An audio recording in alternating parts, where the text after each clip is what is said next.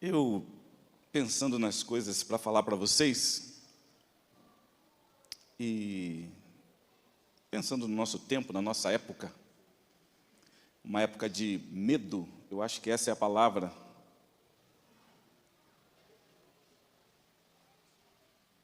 Vivemos numa época de medo, muito medo, né?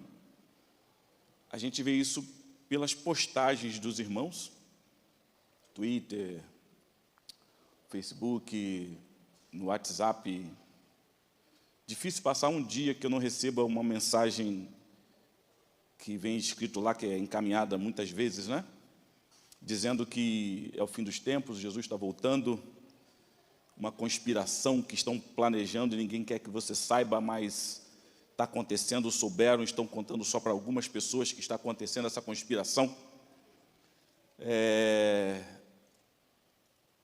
Postagens do tipo, o diabo está tramando contra a igreja de Jesus, ele quer destruir as igrejas, o diabo está tentando fechar as igrejas.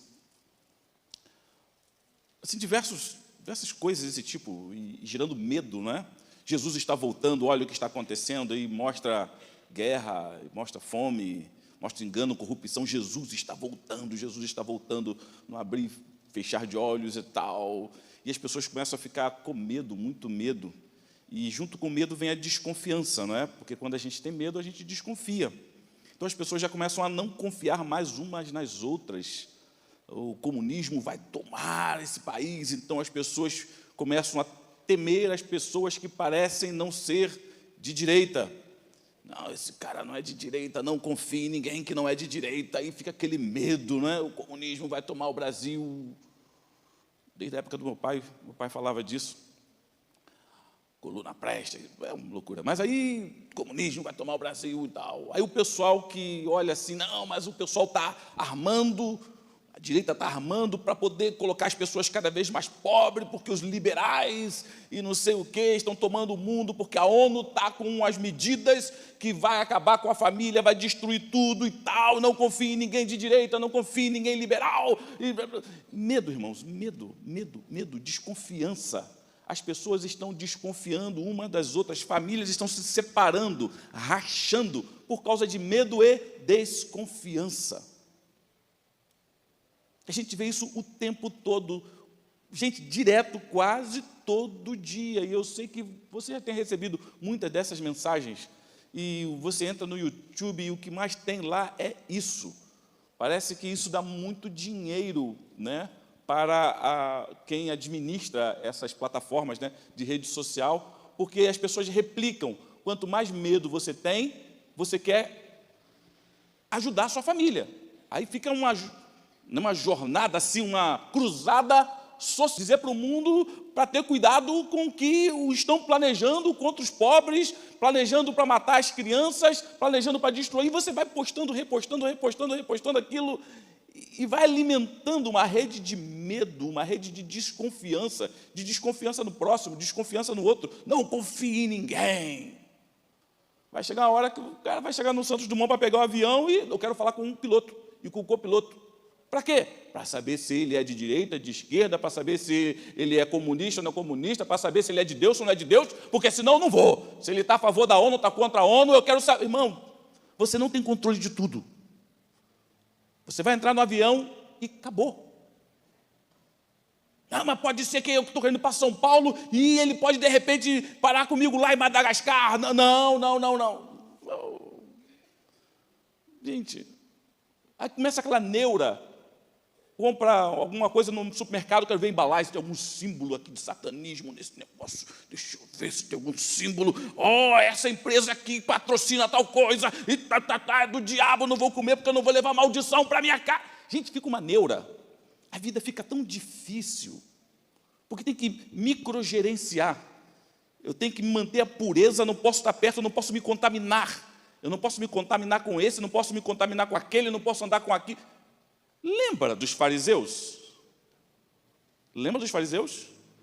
Na época de Jesus, não confie em ninguém, não chegue perto, não toque, não coma, não faça.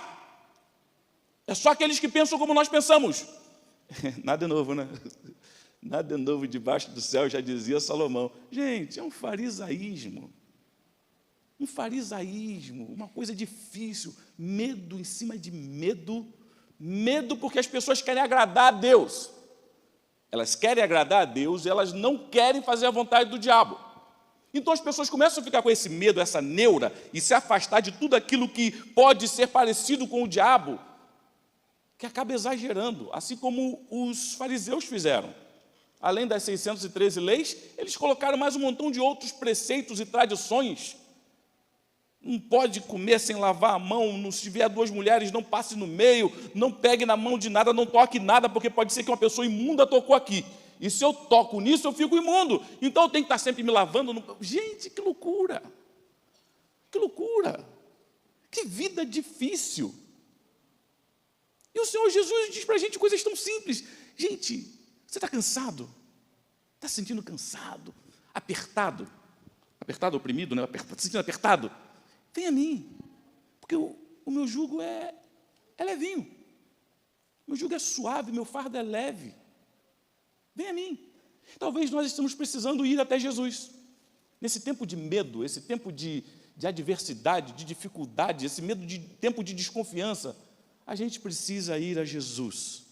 Porque quando a gente chega perto de Jesus, a confiança volta no coração. A confiança volta. Aí você lembra que Jesus disse, cara, não se preocupa com o que você come não, rapaz. Porque o mal não está naquilo que entra. O mal está naquilo que sai.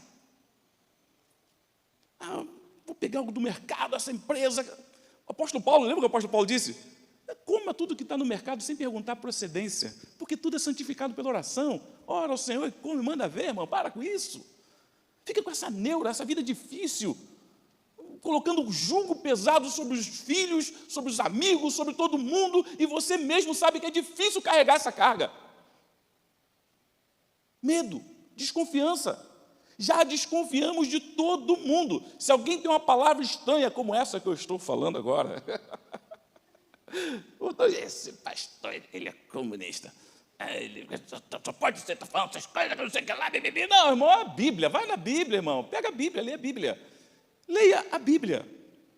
Porque quando você vai para a palavra de Deus, você descobre algo fantástico. Deus não está nem aí. Deus não está nem aí com esse negócio, essas maluquices, nossa. Está nem aí com isso. Porque Ele já disse que seria assim. Que o diabo quer destruir a igreja desde sempre. O diabo está perseguindo os irmãos para derrubar os irmãos desde sempre. É que o mundo está tramando assim para poder fechar as igrejas desde sempre. Ué, você quer que o mundo trate você com flores? É assim que você quer que o mundo te trate? O mundo é mundo. O mundo não é igreja. Lembra, Jesus fala para os discípulos, eis que eu envio vocês como ovelhas no meio de coelhinhos dóceis. É isso que ele fala? Eu envio vocês como ovelhas no meio de coelhinhos dóceis, né? Koalas, Bambi, assim. Não, irmão, é mundo cão. Eu envio vocês como ovelha no meio de lobo. No meio de lobo. Esse mundo jaz no maligno. E o pessoal fica com medo. Vai ler a Bíblia, rapaz. Está já escrito isso. É o fim dos tempos, pastor. Jesus está voltando. Mas peraí, você está preocupado? Qual é a sua ansiedade de saber que Jesus Cristo está voltando? É medo de ficar? Aí tem que fazer rituais de purificação? Calma, rapaz. Filhinho, tranquilo, não temas, porque a vosso Pai agradou dar-vos o reino. O reino já é teu. Já tendes a vida eterna. Amém? Aí fica aquela neura e tal, mas eu tenho que... Deus só vai me levar se eu estiver puro, se eu estiver ali, porque se eu não estiver com a vida em dia, quem ganha é a carta. Para! Acho que nem tem isso mais, né? Essa piadinha não faz mais sentido para a geração mais nova, não. Só para os antigos. Mas o cara acha que se não estiver com a vida em dia, não passa. A boa notícia da Bíblia e a má notícia da Bíblia para você, sabe qual é? A sua vida nunca estará em dia. Jamais você vai estar com a sua vida em dia. Você purifica a tua vida hoje, chega mais perto de Deus, o que você descobre? Que tem pecado ainda que você não tinha visto. E você purifica aquele, chega mais perto de Deus, você descobre o quê? Tinha outros pecados que você não sabia. E quanto mais próximo da luz você vai chegando, mais você vai reconhecendo que foi por graça que ele te salvou, não foi por teu mérito. Você nem queria ele, você fugia dele. Gente aqui que queria ficar na Manguá. Vou para a igreja, dar dinheiro para pastor?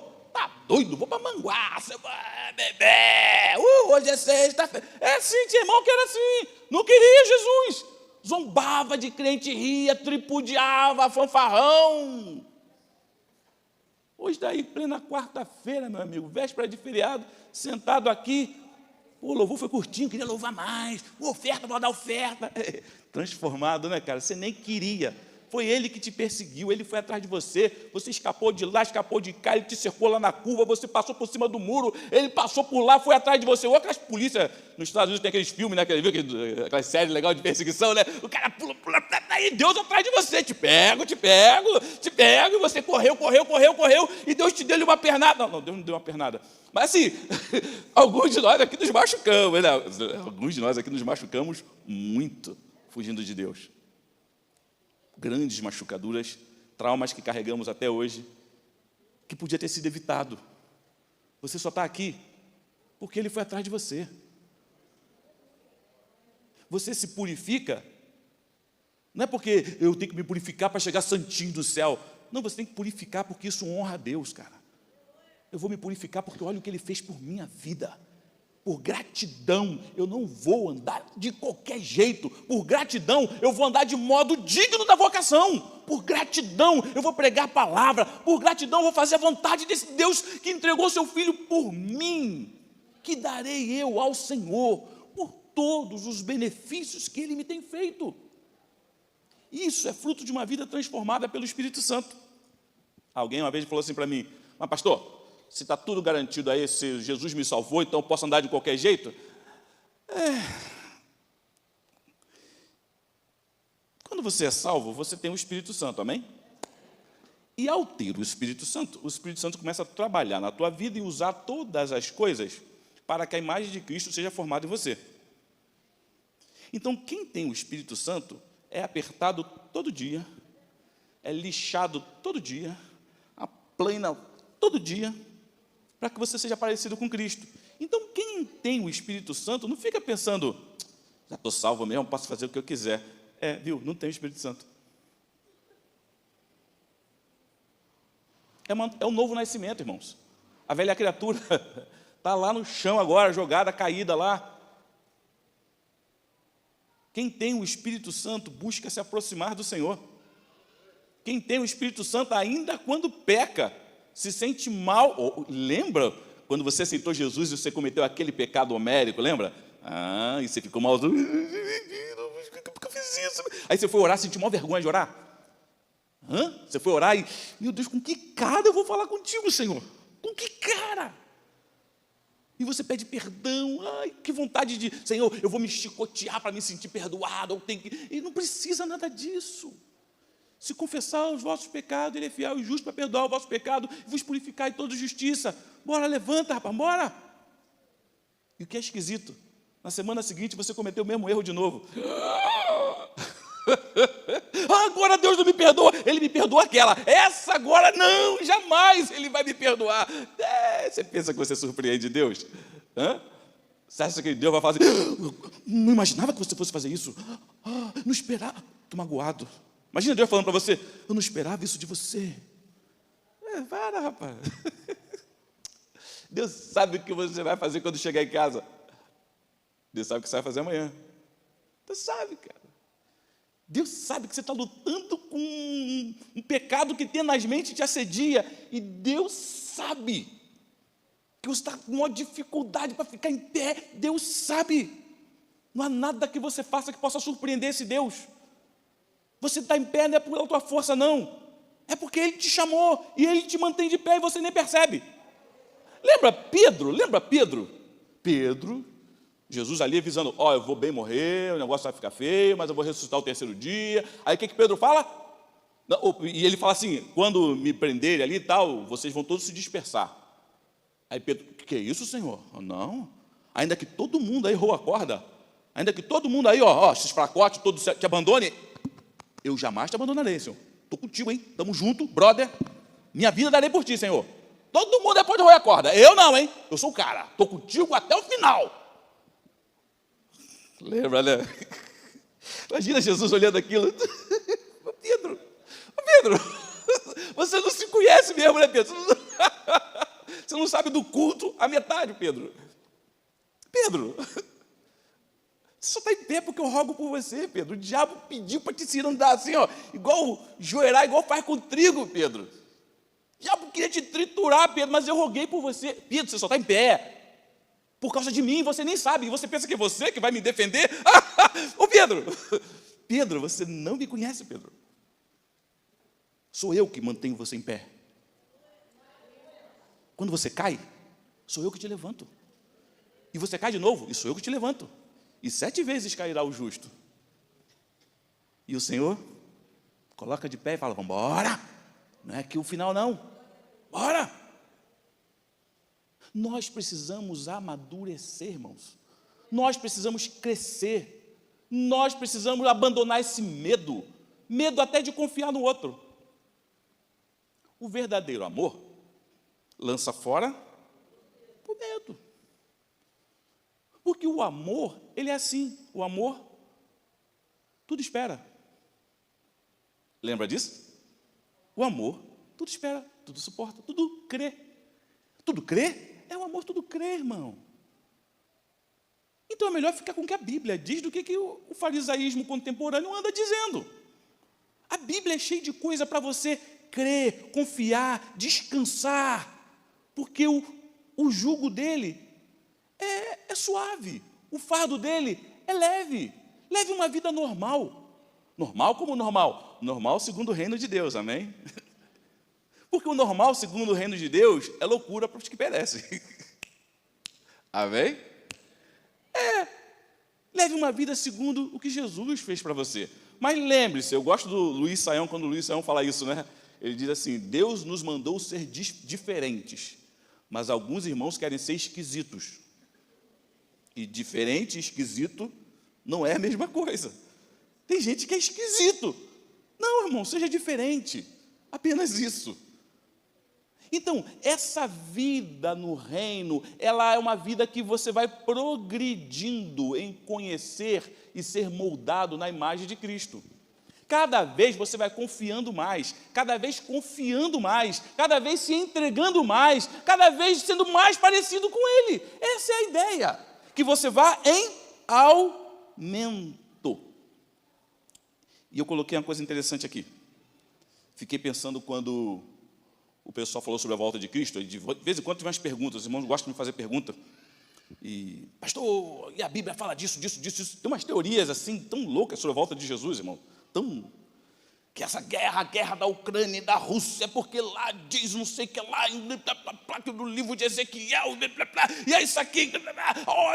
Aí me mandaram uma postagem do sujeito no YouTube falando, eu tive que ir lá, mas eu vou ter que ouvir. Aí eu pensei, vou colocar no anônimo, porque aí não fica o registro para não sujar meus feeds lá do YouTube, né? Colocar no anônimo para poder ver esse negócio. Gente, é horrível.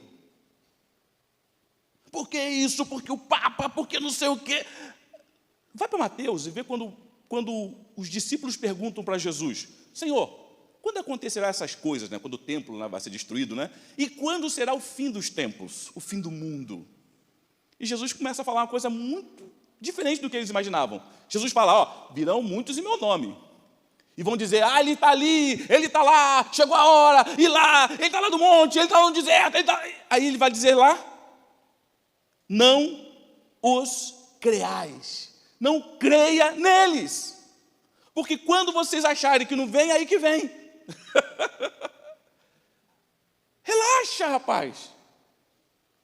Agora Jesus está voltando, agora que não sei o que lá, agora para com isso, ele vai vir. E nós não temos que trabalhar para ele porque ele vem. A gente tem que trabalhar para ele porque ele mandou. Porque é uma desonra ser como aquele funcionário que só trabalha quando o chefe está chegando. Aquele filho que só limpa a casa quando a mamãe está chegando, o papai está chegando. É uma desonra. E desonra maior é você perceber que ele sabe.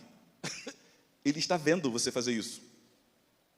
Começa a orar, a fazer vigília, porque Jesus estava... Peraí, porque agora você está com medo que eu vou voltar, você começa a trabalhar?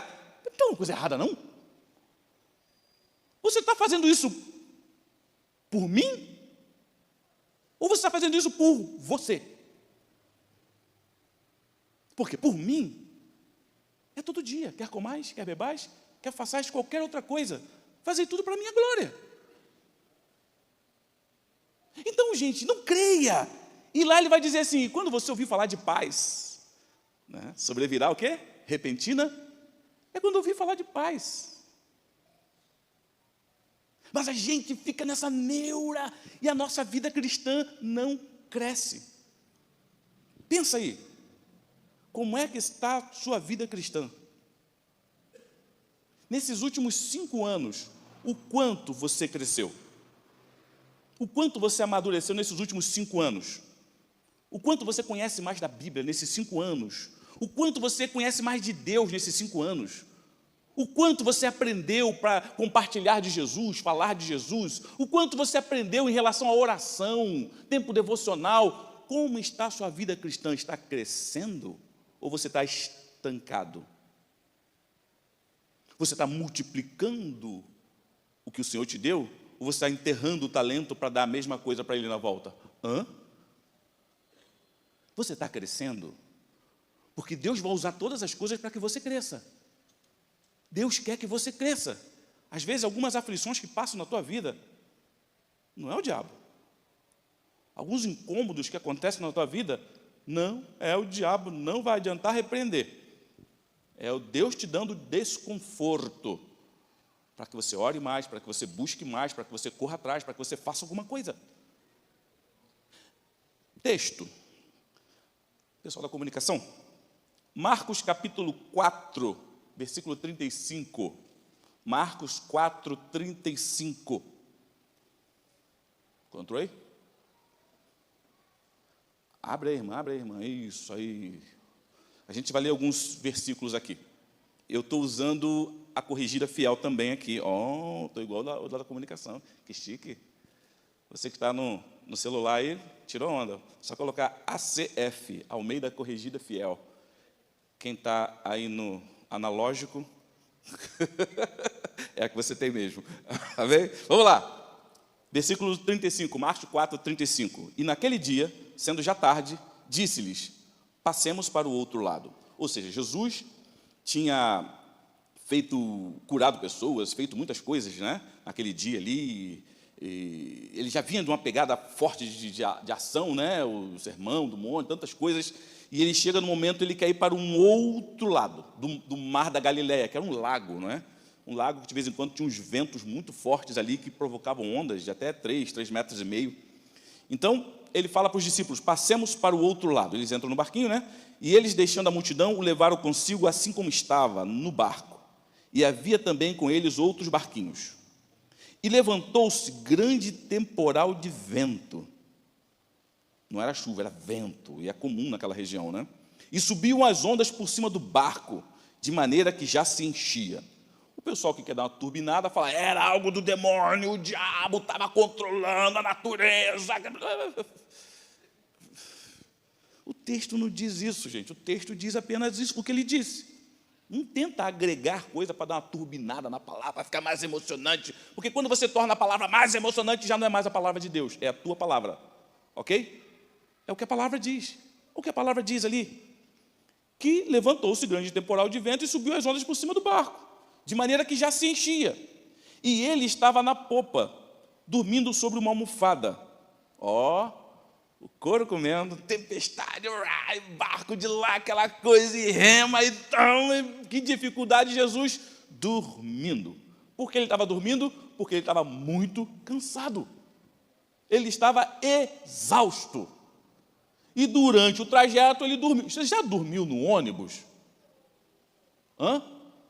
Gente entrando, saindo, e não sei o que lá. E quando você acorda assim, você olha, é o trocador, ela fala, amigo, chegou no ponto final. Não, perdi. Quantas vezes, hein? Quantas vezes? Chegou no ponto final.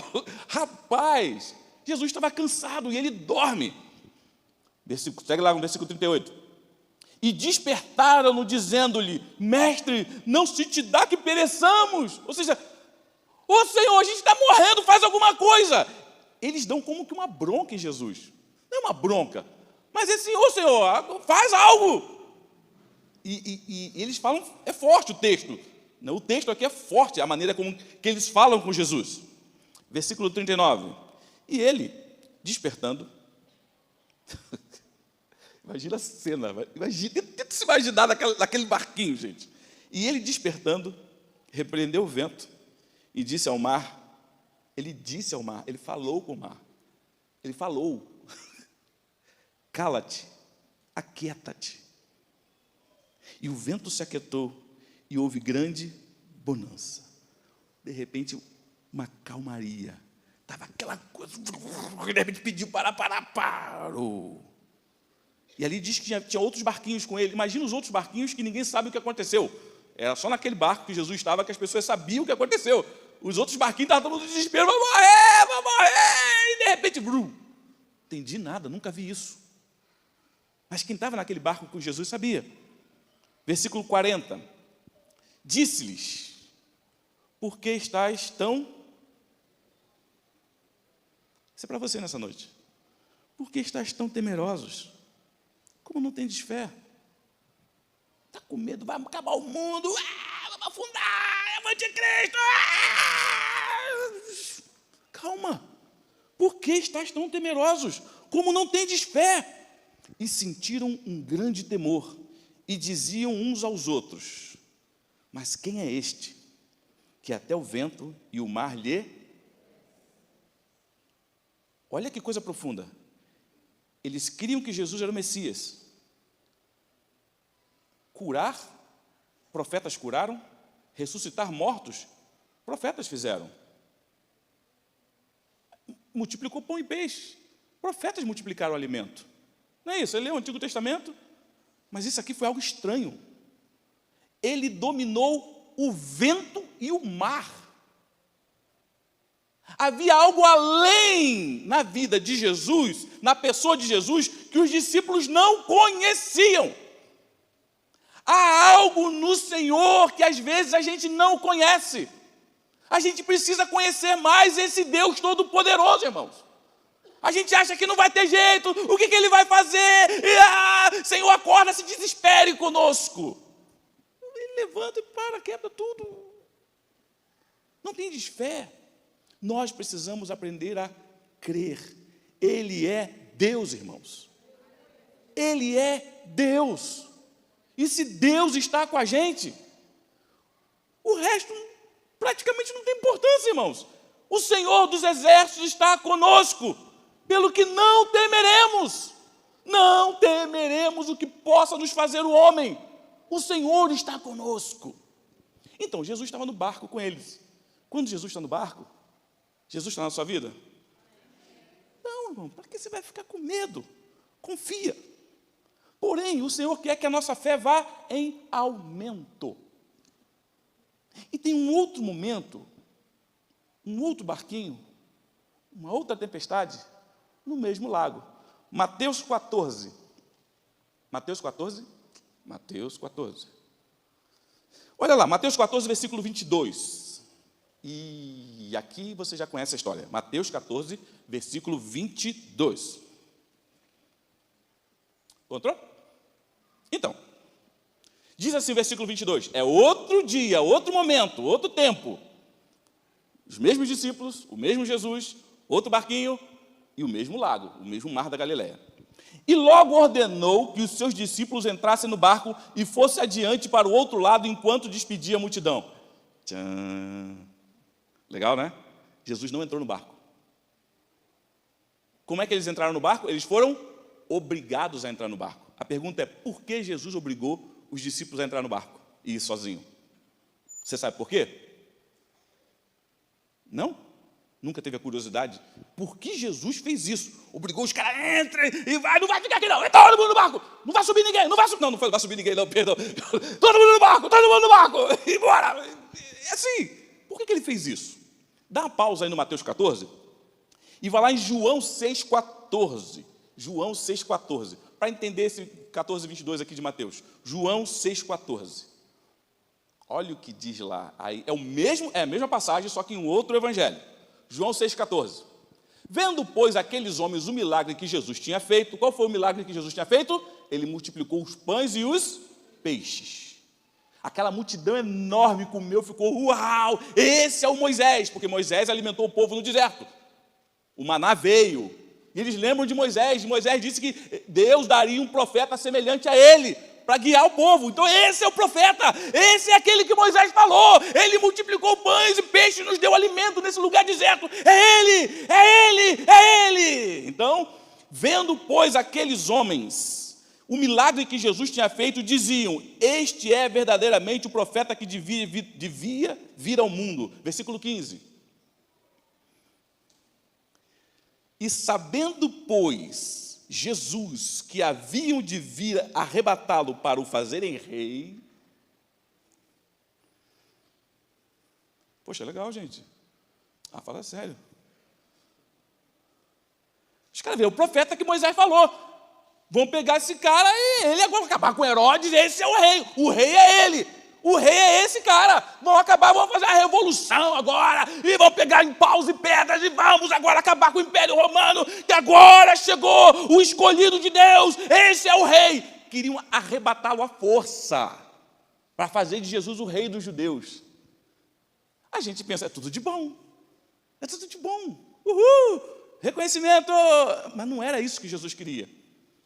Não era esse rei que Jesus queria. Não era esse reconhecimento que Jesus queria. Porque eles estavam presos ao pecado. Jesus queria que eles conhecessem a verdade. Porque é a verdade que liberta.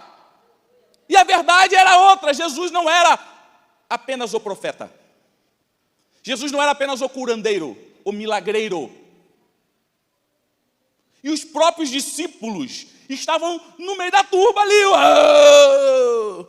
Vamos lá. E sabendo, pois, Jesus que haviam de vir arrebatá-lo para o fazer rei, tornou a retirar-se ele só para o monte. Versículo 16, olha lá o 16. E quando veio a tarde, os seus discípulos desceram para o mar. É o mesmo texto lá de Mateus. Volta lá em Mateus. Que volta que eu dei? É bom que a gente estuda a Bíblia. Mateus 14, 22. Ih, foi rapidão. E logo ordenou-lhe Jesus a seus discípulos entrassem no barco e fosse adiante para o outro lado enquanto despedia a multidão. Versículo 23. Despedida a multidão, subiu ao monte para orar, à parte. E chegada a tarde, estava ali só. Então, no início, assim, antes da tardezinha começar, os discípulos entraram no barco para cruzar para o outro lado. Era dia, tarde. À tarde, eles entraram no barco para cruzar para o outro lado. Jesus subiu para o monte para orar. E Jesus orando. Vamos lá, continua comigo. Versículo 24. E o barco já estava no meio do mar, açoitado pelas ondas, porque o vento era contrário. Jesus está lá no monte, olhando o barco lá, e o vento, o barco ali quase afundando, os caras, rema para cá, joga para lá. E o pessoal fala, os discípulos eram todos pescadores. Não, tinha cobrador de impostos, tinha zelote, tinha os caras que não tinha nada a ver. Não é? De repente, aí, Renato, advogado, dentista, enfermeiro, não sei como é que ele faz nada, nem sei como é que nada. Os caras não sabiam nada, a gente não sabia nada ali, nem nadar, de repente. E o barco ali açoitado, e Jesus estava vendo lá do monte isso. Era de dia. E ele vendo os caras no sufoco. O que você faria?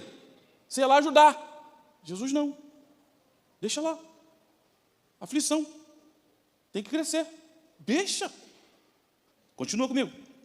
25. Mas a quarta vigília da noite. Isso aqui é cruel, irmão. Você tem ideia do que seja a quarta vigília da noite?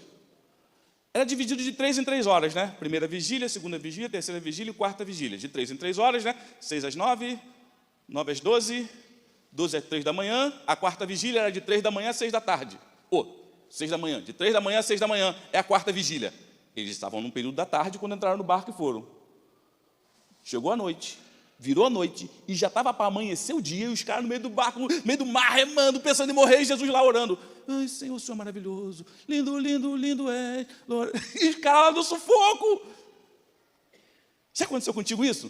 Você no maior sufoco e você, Senhor, Senhor, Senhor, Senhor, Senhor, o Senhor está aí? Já aconteceu contigo isso? Que Deus nem te responde nada. Você está na maior braba, o problema chegando, você está sentindo já no teu cangote, assim, chegando os lobos, e você, Senhor, o problema está aí, e o problema te pega, o problema te amarra todo, o problema te levanta, e o problema te joga na fornalha. E você pensa, Senhor, ainda dá tempo, ainda não cair na fornalha. Aí você cai na fornalha, no meio daqueles paus ali, aquele brasa, você cai naquilo tudo. E Deus não faz nada. Jesus não faz nada. É para que você cresça, para que você conheça Ele, para que você aprenda a confiar, a ter fé. Então, quarta vigília. Vai comigo, 25, né? Mas a quarta vigília da noite, dirigiu-se Jesus para eles andando por cima do mar. E os discípulos, vendo-o andando sobre o mar, assustaram-se, dizendo, esse aqui é um fantasma, imagina, meio da noite. E é bem assim mesmo, né? Quando você está no desespero, Deus manda alguém para te ajudar, você pensa que esse cara está querendo se aproveitar de você. Deus manda o resgate e você, não, eu estou esperando pelo Senhor, Deus vai fazer a obra, e eu estou mandando aí alguém para te ajudar. Mas no sufoco, no desespero, você nem percebe a mão de Deus ao teu favor. Quando o medo abate a igreja nem conhece, nem reconhece quando o seu Senhor vem em seu socorro. Porque o medo cega a gente, irmão. O medo cega, a gente faz igual os amalequitas, os beduínos e povos do Oriente lá na época de Gideão. O medo abate a gente começa a ferir um ao outro, ferir um ao outro, ferir um ao outro. Lembra o exército com medo? Feriu um ao outro, matou todo mundo, matou o outro lá, feriu um montão de gente, pelo medo no meio da noite. Quantas vezes nós com medo fazemos a mesma coisa? Machucando um ao outro, ferimos, e Deus está mandando os irmãos para orar, para vir e ajudar, e a gente fica machucando um ao outro, por medo, é um fantasma. Continua lá. E gritaram de medo, versículo 27, Jesus, porém, lhes falou logo, dizendo, tem de bom ânimo, sou eu, e a palavra é, não temais, fica com medo não, confia. Aí tem a história de Pedro, lembra, 28, e respondeu-lhe Pedro, disse, Senhor, se és tu, está duvidando, se é tu mesmo, Senhor, manda-me ir ter contigo sobre as águas, e Jesus disse, vem. E Pedro, descendo do barco, andou sobre as águas para ir ter com Jesus, mas sentindo o vento forte, teve medo, começando a ir ao fundo, clamou, dizendo, Senhor, salva-me. Legal isso, né? Salva-me. Ele, quero ver se é o Senhor mesmo, eu quero ver. E pisou, está duro. E foi andando. Mas o vento, a dificuldade, Pedro duvida e começa a afundar.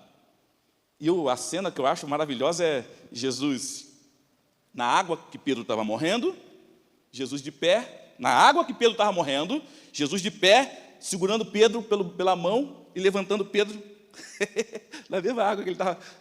Legal, gente. É legal, ele na mesma água afundada. Vocês são frios. Deixa eu continuar aqui. E clamou, salva-me! E Jesus não o repreendeu, Jesus dá uma palavra para ele, diz assim, 31, e logo Jesus, estendendo a mão, segurou e disse-lhe, homem de pequena fé, por que duvidaste? Confia, rapaz, sou eu. Confia, tem medo não. O que você está com medo aí? Medo de afundar, medo que vai morrer, medo que não vai dar. Confia. E continua 32. E quando subiram ao barco, acalmou o vento. Então, versículo 33, então aproximaram-se os que estavam no barco e o adoraram, dizendo, és verdadeiramente o Filho de Deus. Não foi nem, que homem é esse? Não, de fato é Ele. Ele não é apenas o rei político. Ele não é apenas um profeta milagreiro. Não, Ele é Deus. Ele pode todas as coisas. Não é você que faz de Jesus rei. Não é você que coroa Jesus. Ele é coroado pelo próprio Pai.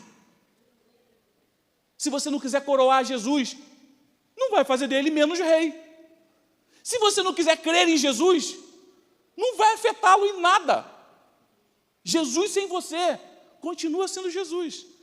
Agora, você sem Jesus é uma folha seca caída no chão, que vai para onde o vento soprar, assim é a vida do homem sem Deus, pobre miserável. É isso aí, é só sofrimento, é só choro, sem Jesus. E Jesus fala, vem, confia em mim, irmão.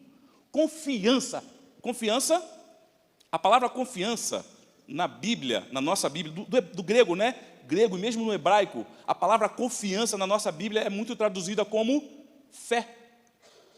Fé. A palavra fé, no português, na língua original lá é confiança. O que é fé? É confiar. Hebreus 11:1. É o clássico, né? Sobre a fé, né? O clássico sobre a fé. Hebreus 11:1. Vamos ver aqui, vamos analisar esse versículo, que a gente conhece, é um nosso clássico, né? Sobre a fé. Hebreus 11:1. O que é que diz lá? Ora, a fé, ali a palavra fé é pistes, né? É confiança, né? Ora, a fé é o firme fundamento, a base, né? É o firme fundamento das coisas que... Aí eu pergunto, o que se espera? O que é que se espera?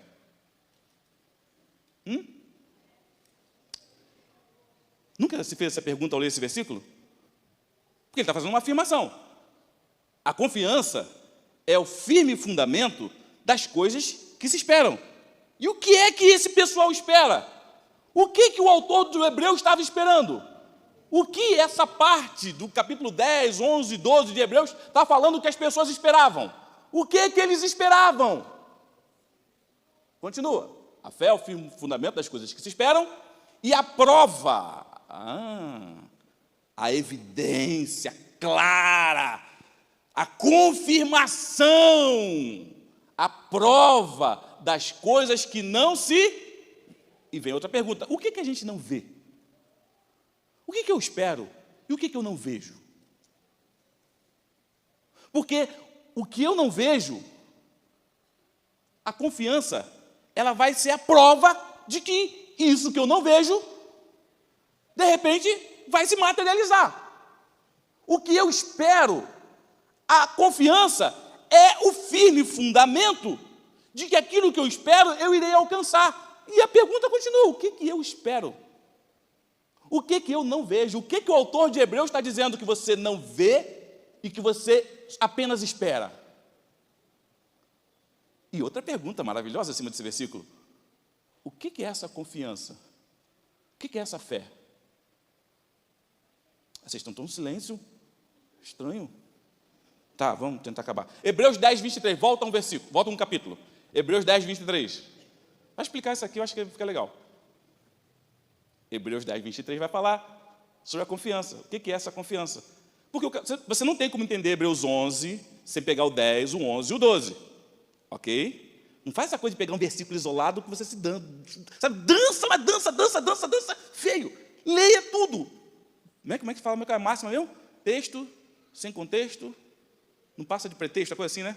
Então, versículo 10, capítulo 10, versículo 23 diz assim: retenhamos, pois, a confissão da nossa esperança, porque fiel é o que... Pensei que ia ser um aleluia, agora eu vou ter que ser um aleluia. A confiança é que eu confio naquele que prometeu. Ora, a fé, ou seja, a confiança, é o firme fundamento. Confiança em quem? Eu confio naquele que prometeu. Aquele que prometeu, quem é aquele que prometeu? Jesus. Jesus fez a promessa e ele é fiel. Fiel é alguém que é confiável. Fiel é alguém que é confiável. Por isso, a fé, na língua original, é confiança. Eu confio nele. E ele disse, e eu espero, e eu aguardo, e ele vai cumprir o que ele prometeu. E acabou. Mas eu não estou vendo, ele vai cumprir. Continua comigo. Volta para o 11, vai lá para o versículo 8. Ih, passei do meu horário, agora vou ter que acabar rapidinho. 11, 8. Não, 8, 1, não, 11, 8. 11, Hebreus 11, 8. E vamos ver o que é que as pessoas esperam e o que é que as pessoas não veem. Diz assim, pela fé, eu vou ler aqui do lado. Pela fé, Abraão, sendo chamado, obedeceu, indo para um lugar que havia de receber por herança, e saiu sem saber, ele ia para onde? Para um lugar que havia de receber por herança, e saiu sem saber para onde ia. Continua, ele não via. Pela fé, habitou na terra da promessa, como em terra alheia, morando em cabanas como Isaque e Jacó e os herdeiros com ele da mesma promessa. Peraí, que promessa? É a promessa da terra? Versículo 10. Qual era a promessa? Porque esperava a cidade que tem fundamentos, da qual o artífice e construtor é... Deixa aqui esse versículo. A promessa? O que espera a fé lá? Ora, a fé é o firme fundamento de que essa cidade está te aguardando. É isso que o versículo está falando. Mas, pastor, não é o que eu espero ter um carro do ano, eu espero ter uma casa nova, isso é muito bom, Deus pode te abençoar disso, mas o versículo lá está falando que isso aqui é o que eles esperavam. Isso é o que eles esperavam. Porque esperava a cidade que tem fundamentos, da qual o artífice e construtor é Deus. Continua, versículo 11. Pela fé, também a mesma Sara recebeu o poder de conceber e deu à luz já fora da idade, porquanto teve por fiel aquele que o tinha prometido. Continua, 12. Por isso também de um, e esse já amortecido, descenderam tantos em multidão como as estrelas do céu e como a areia inumerável que está na terra, na praia do mar. Continua, 13. Todos estes morreram na fé, sem terem recebido Qual era a promessa? A cidade celestial, que o construtor é Deus. Morreram e não viram, irmão, mas confiaram. Eu vou entrar lá. Tem uma cidade para mim, tem uma promessa. Aqui não é o fim da história. Se você espera somente nessa vida, você é mais do que miserável. Mais do que miserável. O Senhor tem algo maravilhoso para nós, esperando lá no céu. Ele fala, eu vou para o Pai, na casa do meu Pai há muitas moradas. Há muitas moradas. Continua. Perdão. Não é recebida a promessa. Mas vendo-as de longe e crendo-as, abraçando-as, confessaram que eram estrangeiros e peregrinos. Nós somos peregrinos, irmão. Estamos de passagem. Fica se agarrando nessas coisas. Não entendeu o que não tem o quê. E para, irmão. Aqui vamos tomar. Que vai vir um pessoal vai tomar isso da gente. Irmão, isso tudo vai ficar para o anticristo. Esse templo vai ficar para o anticristo. Esse microfone, tudo isso vai ficar para o anticristo. O telão. Por isso vamos usar bastante para quando ele chegar vai estar tudo gasto. Versículo 14. Porque os que isto dizem, claramente mostram que buscam uma pátria. 15. E se na verdade se lembrassem daquela de onde haviam saído, teriam oportunidade de tornar. Ou seja, eu já nem lembro mais desse mundo. É como o pessoal que saiu do Egito, não quero nem voltar. Abraão não quis voltar mais para Ur, dos caldeus. É igual a gente, não quero voltar para esse mundo não, irmão. Quero não. Queimei o barco, queimei tudo, rebentei tudo, volto não, irmão. Quero voltar atrás não, irmão. Eu quero agora é daqui para frente, acabou, não tem volta. Ainda que o diabo vem, lembra da música, todo dia o pecado vem, volta, temos saudade de você, volta não, eu quero não, sofria muito na mão do diabo. Vai lá, versículo 16, aqui, vai lá, aqui que acaba. Aleluia.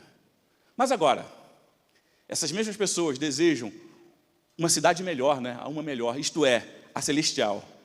Por isso também, Deus não se envergonha deles, de se chamar o seu Deus, porque já lhes preparou uma... Fique em pé.